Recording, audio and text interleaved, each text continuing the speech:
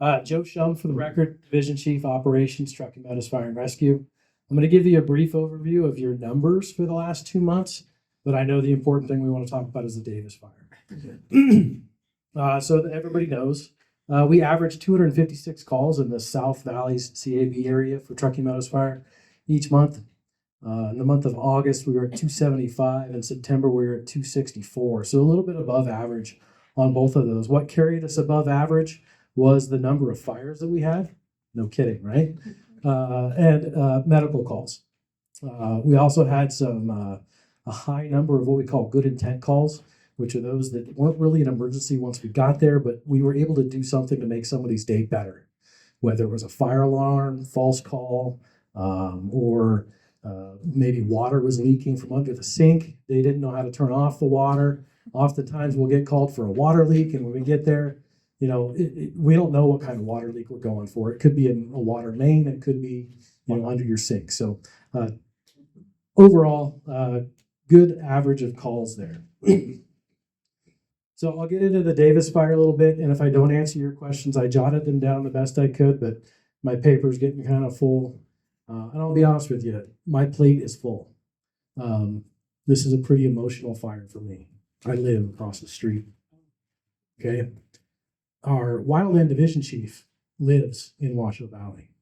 Many of our officers and captains and firefighters were evacuated. They left their families behind to deal with it. They came to work. So it's pretty emotional for me.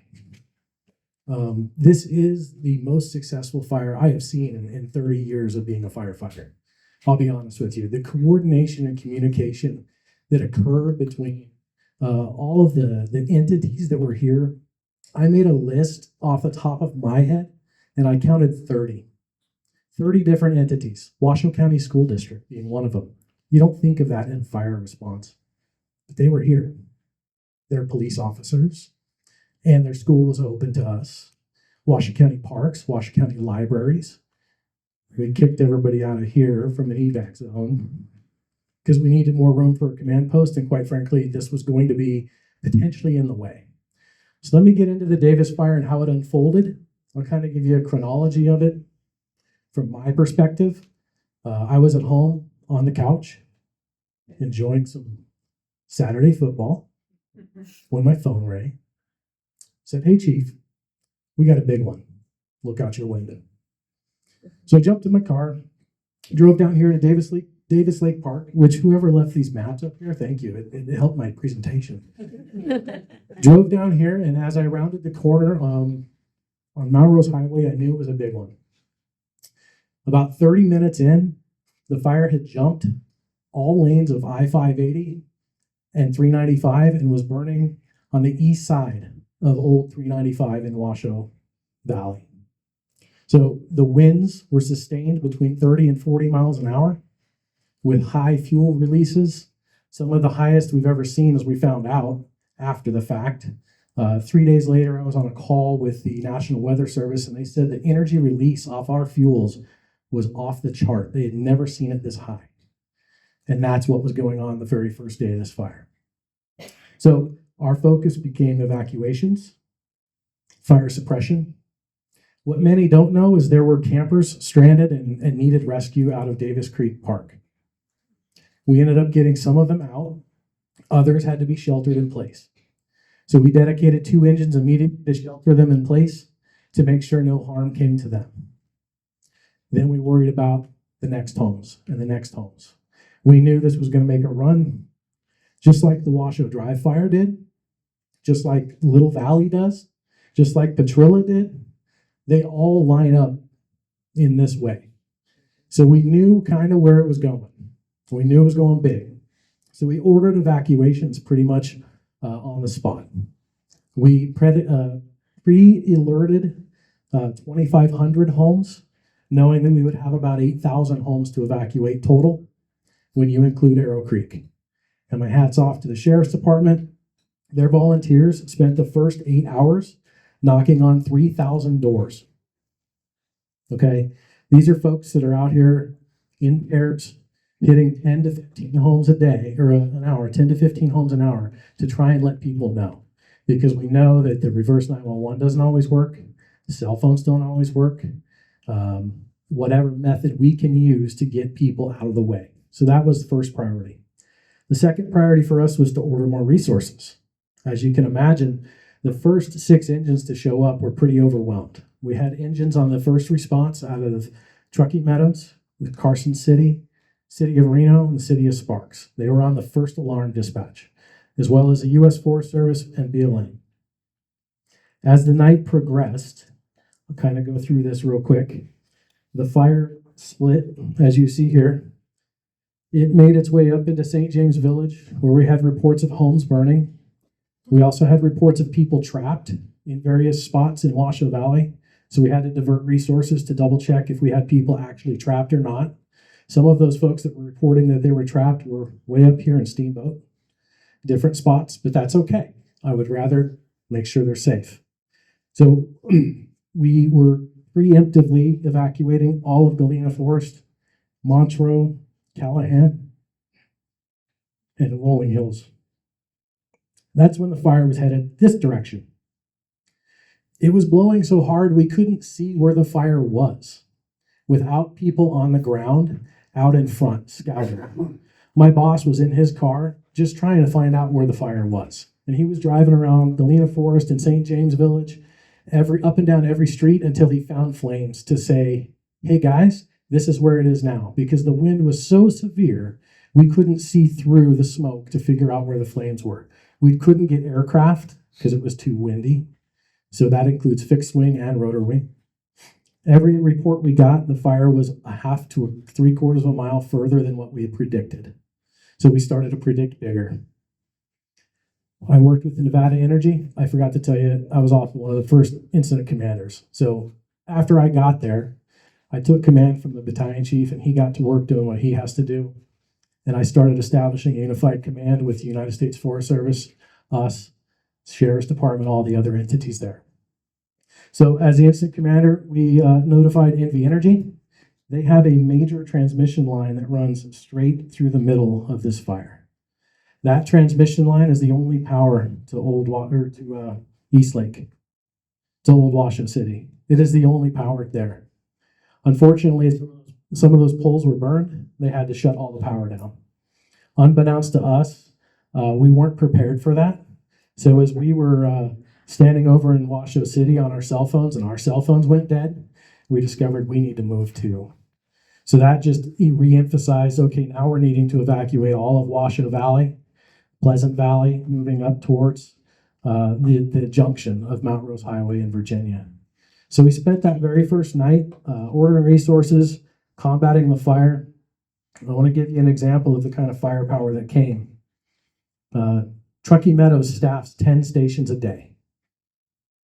Reno staffs 12 stations a day. Okay?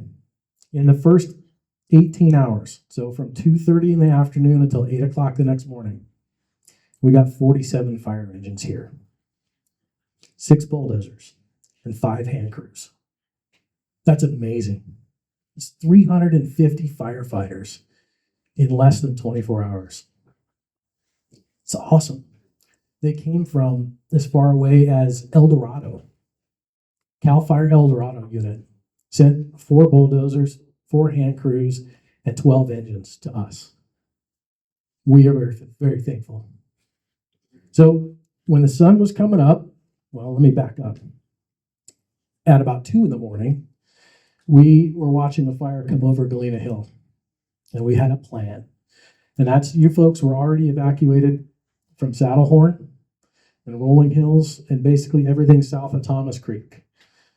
That area took 8 hours for volunteers to evacuate. I hear you. Traffic was a nightmare. Some ports, I don't know where it was. I wish I knew. I saw a picture. Wild horses impeded evacuation. That's amazing, right? Like, I don't know how you plan for that. Now we will. Absolutely. So our plan was to hook it like we did Washoe Drive and continue to plan out evacuations and come up with the plan for the next day, knowing that we didn't get our eyes and boots on the entire ring of this thing. It just was impossible to do. They used the bulldozer overnight to steer it around St. James Village, to steer it around Callahan, to put it back up in the hills. They used some firing operations under Galena Creek Bridge to put it back up on the hill. And luckily, out of Cal Fire, we got a night flying Chinook. Mhm. We don't get night flying helicopters to drop water unless it's raining. It's very rare. They're also not allowed to drop on Forest Service land, so kind of a good thing this was private land. Okay? So that's politics for another time with the U.S. Forest Service. So that Chinook was able to hang this fire up the first night right here and stop its forward advance. Now, to give you an idea how far that is, it's roughly 6.5 miles from the start to the top. 6.5 miles sound familiar? A couple days later, there was a prediction, right? That this was going to go 7. That's because the winds were double what we had seen in fuels that were heavier than what we had seen. Okay? So on day 2, as the sun came up, we realized we had 350 plus firefighters here. We realized that we had power outages to 14,000 customers. Cell phones weren't working, right? The SOS signal is supposed to work and get through only for you to make calls, but not receive. That's unfortunate, right? Cell towers went down when they lost power.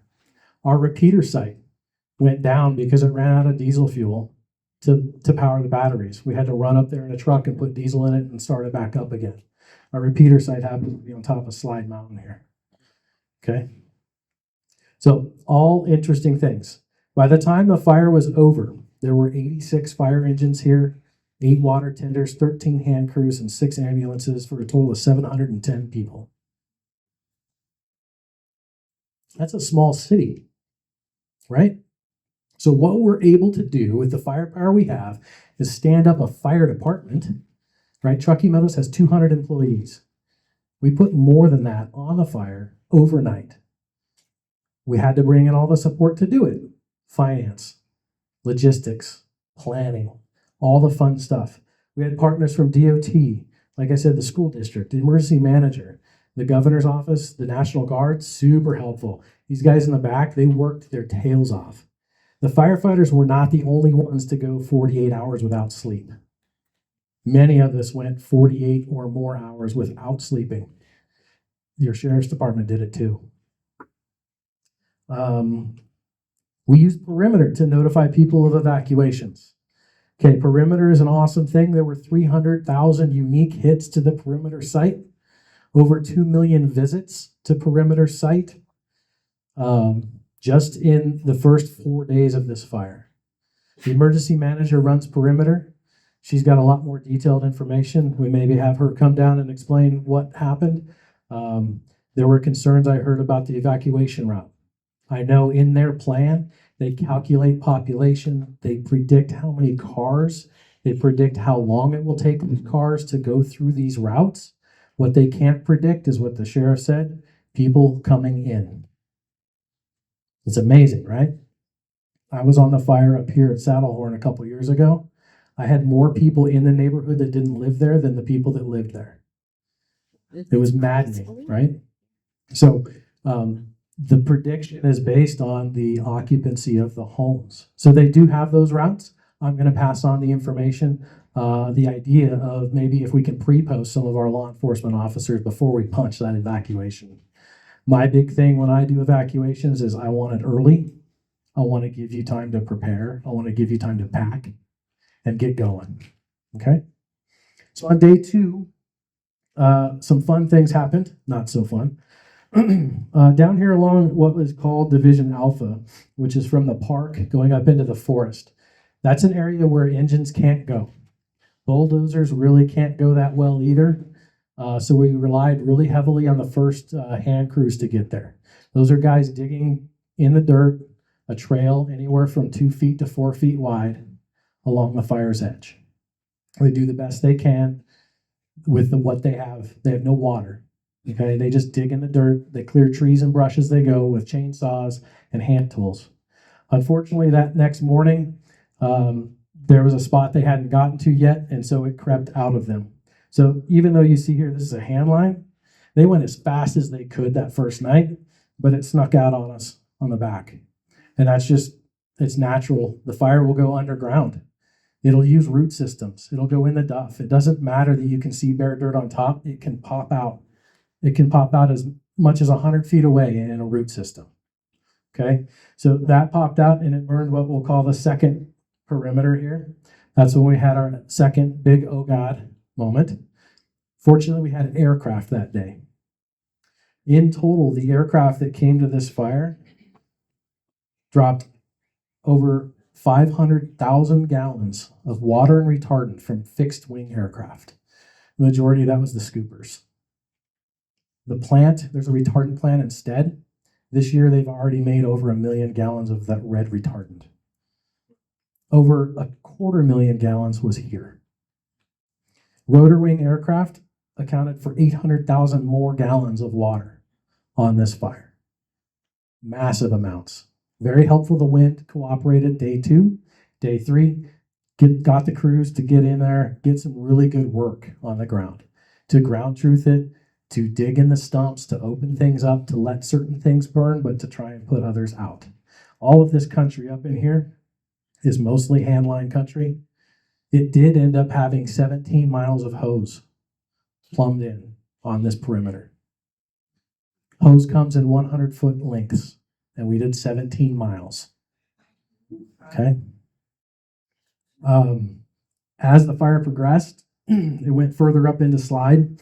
We tried some burnout opportunities on some old logging roads. We tried to hold it where we removed the fuel from in front of the fire and get it out of the way. That was doing really well until 2 a.m., I think the third night. 2 a.m., we had a rapid wind shift, something that is not normal for our area, and uphill winds came out of the canyon and spotted 5 times across the highway. So that set us back a little bit further. Luckily, we had 400, 500 people here by then. The crews conducted a burn operation on Mount Rose Highway and under the 212 power line, and they were able to hold it. That was a successful operation, along with the Slide Mountain Access Road operation. Now, as this is all going on, we're preparing for the PDS, the particularly dangerous situation. Something that I've only heard in my career one other time. And when I Googled it, because I didn't know what it was, it's usually used for tornadoes back in the Midwest. They're using it out here because red flag isn't getting our attention enough. That's not enough for our folks anymore. So they issued the PDS. The incoming team was briefed the night before, and we gave them all the information we could about what fires do in this region. We fully anticipated and expected that if it gets out here and gets established and we can't get to it, it's going to go north, and eventually the winds are going to push it downhill. But where it pushes it downhill, we don't know. What we were confident in is that if it got out, we would have even a bigger mess on our hands, much like the first night of 6.5 miles. And that was going to happen in an 8-hour to 10-hour shift. So the fire behavior analysis erred on the side of caution. What we didn't want was Arrow Creek, Zalesi Lane, Lakeside, Collin Ranch to have to evacuate under duress. We wanted people to have time. So the fire chiefs in the area called to order all staff. I think it's happened twice in my career, maybe 3, where the chief says, if you are alive and you are able, come to work. We had people that were normally on light duty because of injury coming to work. Yeah, they didn't go out and fight fire. We had plenty of paper for them to move. We had copies that needed to be made. We had trucks that needed to be driven with supplies from point A to point B. They all came to work. All 200 of our employees were at work. All of our fire apparatus, reserve and frontline, were staffed. That includes the city of Reno as well. They staffed everything they had. We put 25 more engines in Arrow Creek, Zalesi, Lakeside, and Collin Ranch in prediction of that event, so that we had engines out in front of this thing, doing the best that we could. Fortunately, these guys kicked butt. They did a really good job. They made sure it didn't escape. Their eyes were on the green all day, and they made sure that it didn't get outside of those containment lines. Using lookouts. Lookouts are usually a single person posted a couple of miles away where they have a good vantage point and they're alone. And those lookouts just look and they want to see something that's outside of the perimeter. They want to tell you what you don't see because when you're in the trees, how do you see the forest? You don't. Let's see. Interesting fact, we served 24,000 meals to the firefighters. Like I mentioned, over 30 plus cooperators. I want to give a shout out to the volunteers. So the South Valley volunteers, the Silver Lake volunteers, the Palomino volunteers, the TMCC EMT class. They couldn't have class because we locked them out. They came to fire camp and they helped. Rotary Club, Team Rubicon came. Different folks from all over the place, whether it was to roll hose, throw water, bottled water around, whatever it was. This was really a community event. And I think that what we've done to prepare in this community really, really made this as the best outcome as we could. Unfortunately, we lost 14 primary buildings. In those buildings were a number of homes and all of their belongings. We lost a church, we lost a business, and we lost numerous other outbuildings, unfortunately. And my heart goes out to them. I can't imagine.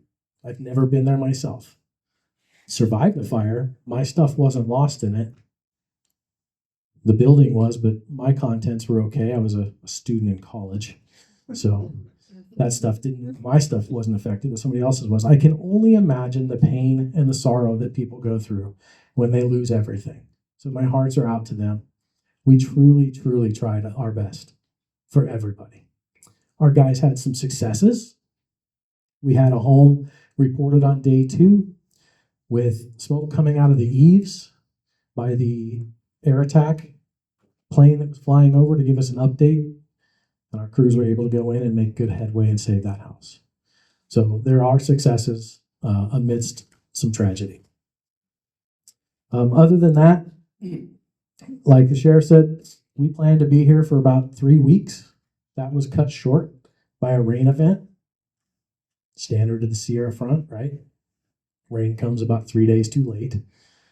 Fortunately, it was not enough to create the mass flooding, but we're going to be prepared for that this winter because that's a reality. The soil gets hydrophobic. We don't know when and where it's going to hit and how it's going to come off the hill. So in a nutshell, I just spent 20 minutes taking you through an entire week. What questions does the board have or anyone else? This is a little bit out, but does the community have a Firewise organization among the civilians here? There are several Firewise communities in our midst. Brett Taylor, our WUI coordinator, he's brand new this year. He's been doing a bang-up job and really getting more and more out there. Matter of fact, the fire chief just announced yesterday there is a $3 million grant that is joint between BLM and Truckee Meadows to help Eastlake in the coming years reduce fuels and create fuel breaks around the community. Right. That's going to be huge. Yeah. I'm part of Galena Country Estates, and we got involved with Firewise USA through Truckee Meadows Fire 4 years ago, and it's really worth getting your community in it, or if you're not part of an HOA, starting your own little group of neighbors. You can go on Firewise USA and see what the recommendations are. But this community has a wealth of information if people take the time to read it, like our own cooperative extension of Living with Fire gave a workshop on the Friday after this fire started on the communications, how to get information during a fire. And things like that are out there. You just got to get connected. So, yeah, one of the biggest things, right, is information, sharing information, getting information. I'm a victim of it. I get caught up in my own life, and I don't watch the news sometimes. I don't read the paper. I don't connect sometimes. It's okay. And so it's just hard. If you're like me and you get busy and you don't see those things, um, I would be one of those that didn't know anything if it wasn't for my job. Folks, for questions too, we'd like to have you state your name too, so that we can make sure we capture it in the public record. I know Cynthia, so we'll get that on there, but for the future comments, so go ahead, sir. Yeah, would For the you? record, today, the news media had indicated the initiation site was a possible crime scene. There was an investigation ongoing. I've seen no more information on that. Why any update? Is it still being investigated? I can tell you that it's an open investigation at this point. It did obviously originate and start in Davis Creek Park. Multiple law enforcement agencies are partnering, and they are asking for tips and help. Yes, sir. First of all, well, my name is Jay Collins. I live in Old Washoe Estates. We're right in the midst of this thing. And I want to point out our appreciation to you guys, the sheriffs, first responders, and all of the many fire departments that were involved. And also to the beavers. The beavers had dammed up the outflow of Little Washoe Lake, which gave us another 3 feet of water. They did do that. The other thing I wanted to point out is where we live, have gravity water. We have a 1 million gallon tank up on the side of the hill. Wouldn't it be worth looking into by Tumwa and the powers that be to expand the size of our water storage to maybe include some fire lines through the valley to help the firefighters? Because I know if you come to our community, you can see right where our fire suppression put out the fire at the fence line and put out the fire on the east side by Little Washoe Lake. Just a thought. It's there. Yeah, absolutely. I would encourage you to reach out to Tumwa if that's an offer of the community, right? It's a private water system in Old Washoe Estates. So you'll want to make sure that everybody in the neighborhood's on board with that. But the fire department would greatly appreciate fire hydrants anywhere that they can be put. There are a few down around the Chocolate Nugget and in that area. There's one that we use quite regularly over at Pawnee Lane. But with the water tenders and the water pumps, anything helps. But yeah, I would encourage you if you're interested in doing that. And it will only help us, even if there's a car fire in your driveway. It would certainly help to have a fire hydrant nearby. But part of what I was doing was passing hoses over our fence line to our neighbors who were on wells who didn't have power. That's actually that's a great point. When we lost power, we had a lot of concerns for people that lost their wells. We understand that. We worked hard with NV Energy to get the power restored. They're under their mandate of how far away they have to de-energize. At the peak of this, they de-energized 6 miles away from the fire. They were really concerned about their power substation if you're getting burned over. But yeah, we worked really hard. And you bring up something, sir. Volunteers is highlighted on my list here, and it's community members too. So my hat's off to you if you stayed and you helped. And Definitely helped us. Firefighters also who live in our community. That's outstanding. Just Anytime that the community can help, right? Just obviously with due caution and care for your own safety, because my biggest concern is someone getting hurt, trying to do a little more than maybe we should. I do want to leave you with this. You may have heard that Las Vegas sent a number of engines. They sent 6 engines. 8 engines. They sent 8 engines to the region. Their biggest thing that they did for us was they moved into our stations, into Reno stations, and ran calls for us in the city so our guys could get a break. That's really what it was for. was so that the guys and gals that are out there on the line that needed to come off and get a break, or the folks that had been stuck at the stations, some of them were begging to come to the fire. Said, nope, still got to take care of Mr. Smith over in Sun Valley. Those Las Vegas engines were huge. The fact that they got brought up here, I don't want to shy away from thanking them. And then, if anyone is interested, our board chair announced yesterday there's a community event, thanking event, October 15th at the Aces Ballpark from 6 to 7. I don't have any details other than it's from 6 to 7 on the 15th. They are still forthcoming. The purpose of the event is to say thank you to the community. They do want to say thank you to the first responders, but we want to say thanks to the community.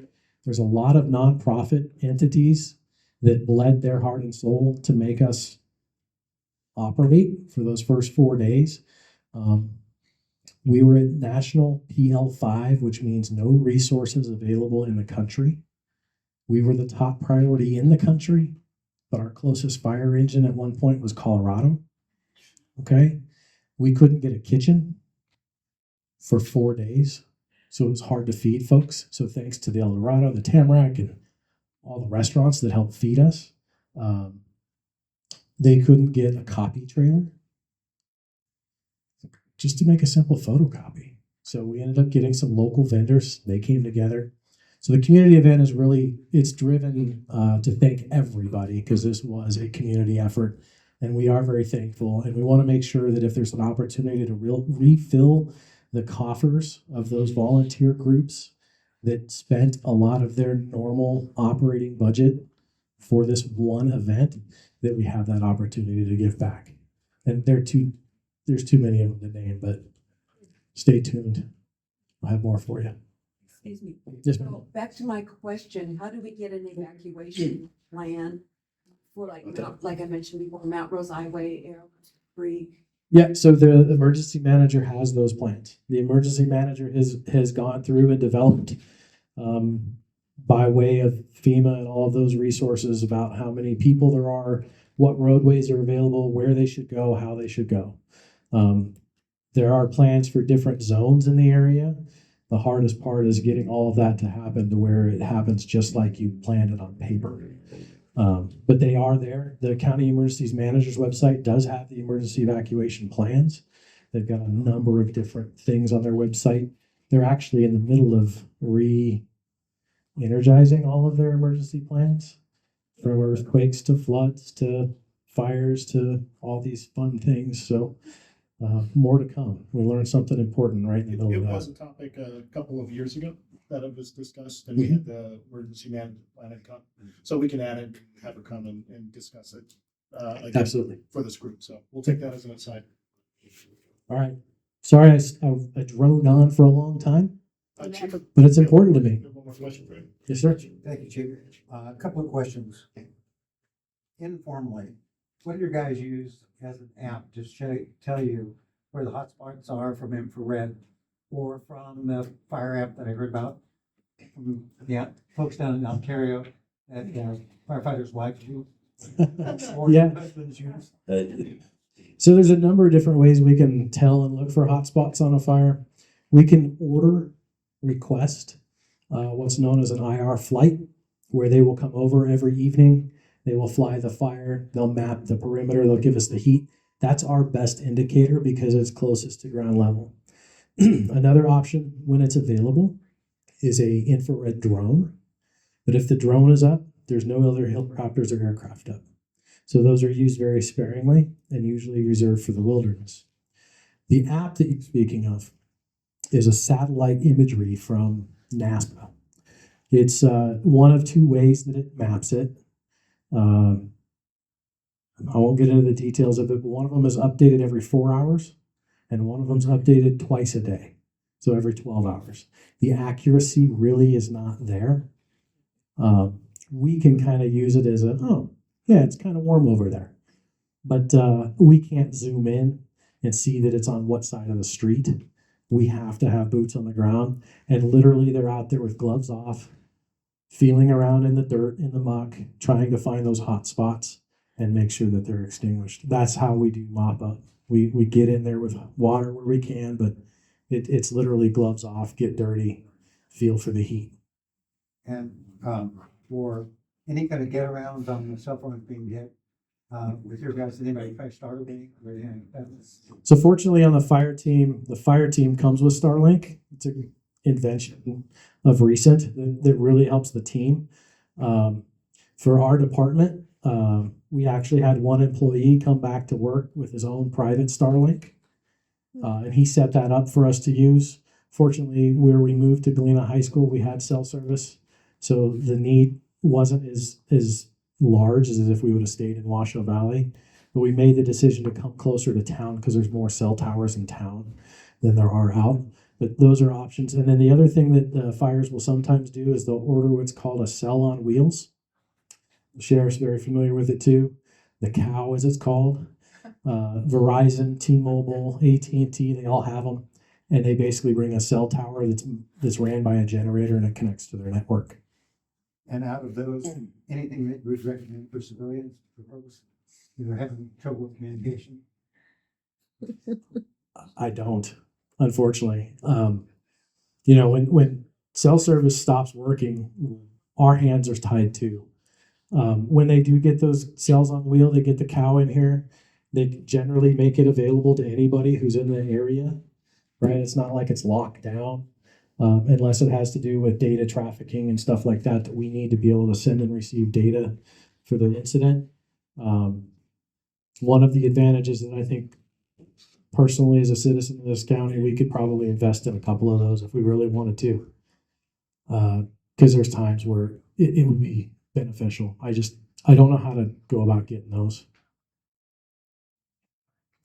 You got Val White, did you use ham radios at all? And what was the total cost? I'm sorry if I missed it. ham radios, they don't fall into our ability on the fire trucks to talk to each other. The ham radio system, they do use it to talk to one another.